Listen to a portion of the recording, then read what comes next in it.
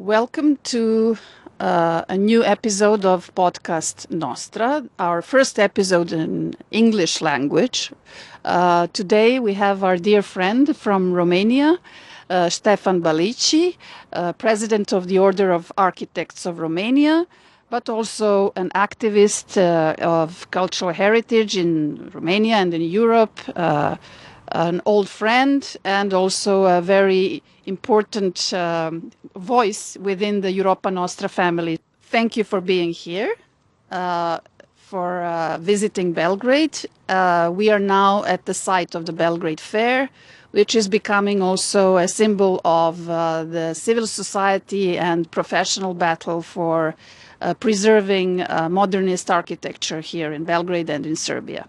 So I would like to ask about your first impressions of what you have seen today and yesterday. And do you see anything that is comparable to your experiences in Romania? Thank you. Thank you very much. First of all, I must say that I'm really glad to be here in Belgrade with you and to be here on a mission to assess and discuss about let's say, a part of our heritage that is not so well received in general by the society, and that is the modernist heritage, and especially late modern heritage that has been built after World War II. And in this respect, I find a lot of similarities with Romania, because we also have fantastic architectural production that was made after World War II in various circumstances, but of course under the communist regime. And because of this connection, natural connection to the communist part of our recent history, this heritage has been neglected, and it was very hard, and still is very hard, to be largely accepted by society. And I think, well, of course, we know that in general modernist heritage has been a concern for our professional milieu, but also for the society rather recently in general, in Europe or elsewhere. But I think in our part of Europe things are even a little bit slower in the acceptance of the values that these kind of buildings bear. And what we saw together, both the Generalstab in terms of its fantastic architecture, of its really valuable urban planning in connection to the historic city center, of course with its multi-layered symbolic value. I think this is really fantastic, and it's an example of highest value, cultural value, that needs to be preserved, understood, discussed, and then taken further. But also here, what we see in the complex of the Belgrade Fair is also really valuable in terms of architecture, but also innovative building techniques at that time that actually opened the way for a whole category of concrete structures. And they have their beauty, but they have also their high use value, and they also have their technical value. And it is such a fantastic place, and I think it is worthwhile to be presented as such, as a cultural value, not just as a utilitarian place. Thank you. We also heard the passing train while we were discussing. So this is also part of this modern part of the city. Also the noises that we hear, and also we still have here a lot of green, a bit of the parks that are now also disappearing here in Belgrade, unfortunately. But I would like to come back to the summit in Bucharest, that the Europa Nostra summit that was held last year. We were all there, of course. And this summit was, in a way, created with some of your ideas about promoting quality in architecture. So I would like to, and there was a Bucharest manifesto that was adopted during the summit. So can you tell us a little bit more about this initiative? Yes, this issue of quality has been on our mind and on our, let's say, agenda as professionals of cultural heritage, but also as architects creating new architecture in Romania. Let's say at least since 2018, when the European Year of Cultural Heritage adopted as one of the key initiatives the quality principles for interventions related to cultural heritage in Europe. And that was a moment when we worked towards this idea of quality in relation to cultural heritage. So I mean quality in preserving cultural heritage, quality in preserving neighborhoods and urban fabric that contains heritage, but also, of course, quality in new development. We always argued, at least in Europa Nostra and in the Bucharest summit, that preservation of cultural heritage is interlinked with development. It has always been like that, and we argue for development, but with this care for quality. And when we say quality, I think we start by recognizing quality, what it is, how to recognize it, how to acknowledge it, and then, of course, the whole process goes on how to maintain quality by conservation work or by new interventions in historic environments. And coming back to the discussion about the Generalstab and the Belgrade Fair, I think we are in the point where we need to recognize and acknowledge quality. And that is a process in itself. It requires discussion, debate, and I think this is exactly what you do here in Serbia. You, Europa Nostra Serbia, but you also, in a more in a wider understanding, the professional body of people dealing with the built environment, architects, engineers, art historians, professionals of the built environment. You have been opening this discussion by showing evidence, arguments about this value that we first need to recognize. We, now when I say we, I mean we as a society in general. For me, it's really impressive to be part of a small part of, for a short while we are here in this process of recognizing the value and then proposing its preservation and its proper use. Value needs to be, of course, used. And my next question is about, since Romania is now already for a while member country of the European Union, Serbia has been waiting at the door for quite a while, but it's very important, the European dimension of Europa Nostra, but also the attitude of Europe towards our shared cultural heritage. What is your experience? I believe we heard you today saying how important Europe was for preserving heritage in Romania, for example. And I would also like to add that for a while now, Europa Nostra award was completely dominated by Romanian, excellent Romanian, deservedly so, Romanian projects. So what can you share with us? What can Serbia learn from your cooperation with European institutions and through European projects?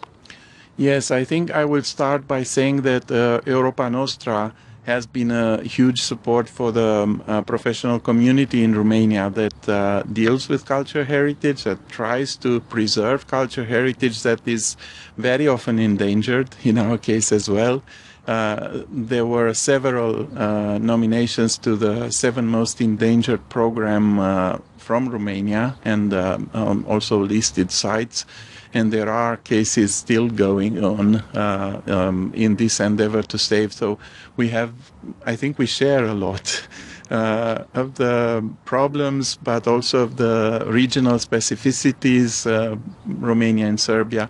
And that's why I'm saying Europa Nostra has been and continues to be a very important support in terms of voice. It's the motto of Europa Nostra, the voice of culture heritage in Europe. It is so, but also in terms of mutual cooperation, of mechanisms of support, and this is very valuable. And also of recognition, since you mentioned the awards, I think they are very useful in presenting culture heritage to a wider public. So going out of our circle of professionals and talking about the values of heritage to the widest possible public in every country and in Europe in general.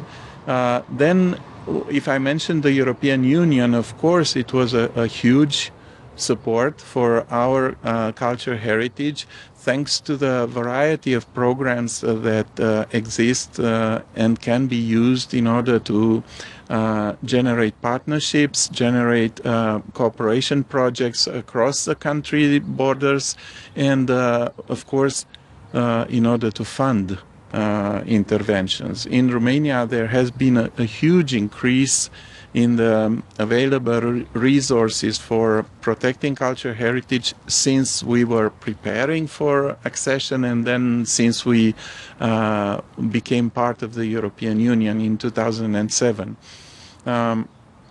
This comes with challenges, new challenges. The availability of resources can be, it definitely is a strength, but it can be also a weakness if we are not well prepared. And there were cases, not just in Romania, but also in other countries, that generated concern about, again, quality in spending European money for preservation of cultural heritage. And there, again, this is one of the reasons why we insisted last year when we contributed to the organization of the European Heritage Summit in Bucharest. We insisted to give it this main topic, quality, because we are aware of the risks of not doing interventions properly and thus damaging cultural heritage when you have resources. So there are so many nuances of this topic of quality, but all in all, we have to start by recognizing, being able to recognize heritage, because sometimes, you know, it's here. It has been here like for 50 years, and we may consider it's going to be here for no matter how long, and we shouldn't bother. But yes, we have to bother. We have to make sure that we systematically discover our heritage, even when it seems common. And in the end, it proves not to be common, but to be quite exceptional. And then once we discover it, we recognize it, then we can move on and protect it. And this is a work to be done in society at all levels. And our role as professionals is to give voice to heritage and also give our expertise, our knowledge to the right way of doing things. Thank you. So I come to my next question. The aim of this podcast, among other things, is of course to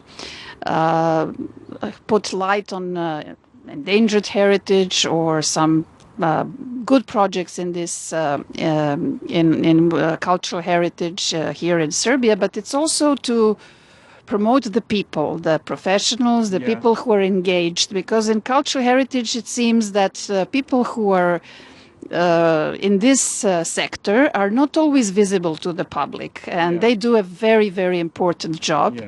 So I would like to ask another question, which is related to your previous experiences with in working with Serbian colleagues, conservationists, architects. Can you share your experience and your projects that you have done here together with Serbian colleagues? Yes, I was heading the National Institute of Heritage in Romania for 6 years, and during that time we had common projects with the National Institute for Immovable Heritage from Serbia, but also with similar institutes from other countries in the region. As a matter of fact, our countries have a common project ongoing, which is the preparation of the nomination for the status of World Heritage for the Danube Limes, the part of the frontiers of the Roman Empire property, multinational property. And this is a project that is developed by Serbia together with Bulgaria, Croatia and Romania. So we are 4 countries together working in this endeavor. And this gave us the opportunity to know each other better in the respective national institutes of heritage, but also in the teams of archaeologists, architects, conservation professionals who are involved in preparing the nomination in each of these countries. And there are regular meetings of the teams, and there are discussions about reaching a common understanding of the values so that this nomination can move on. And this was really valuable. And our cooperation with the Serbian professionals was really very valuable and good. And it brought not just ideas, and valuable discussions, but also friendships.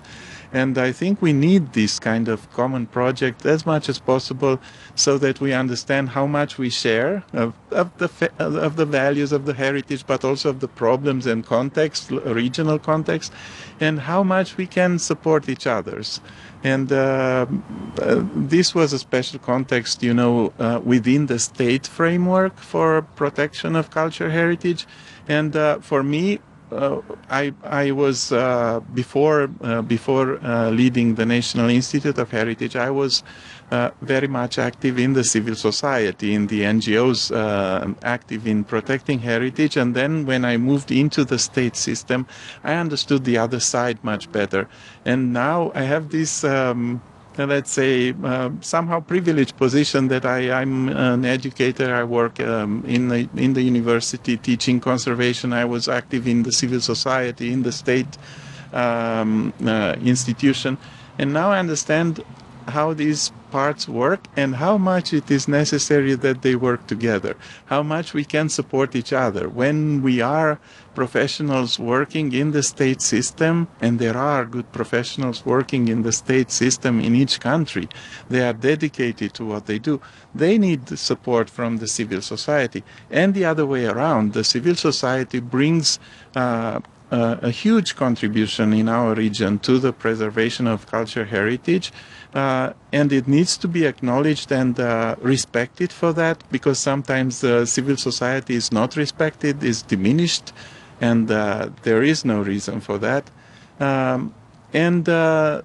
Thus we can make things work better if we recognize each other's values in different parts of the society that are involved with heritage. So I don't know how to conclude because there are too many parts, but I think the key message would be that everywhere you find dedicated people and very important for their role, you find professionals that need to be supported. And if we are to speak about Generalstab and Belgrade Fair, because we are here on the ground of the Belgrade Fair, I think it's very important to acknowledge this, that the State Institute for Immovable Heritage is doing its share of protection, and there are professionals there that have voiced their opinions, their concerns, and they need to be supported. and the NGOs and the larger, wider professional body of experts in Serbia, they also have a huge contribution, and they have voiced their message. And their message is about recognizing values, cultural values, and showing a way to move forward, to preserve. And so both sides have their own contribution, and that is important, each of it. Thank you, Ștefan, for this conversation. Maybe I could conclude by saying we will continue our collaboration and our friendship, not only on the European level, but also on the neighborly level between Romania and Serbia. So thank you very much. Thank you very much. It's a pleasure to be here and to be with you. Thank you.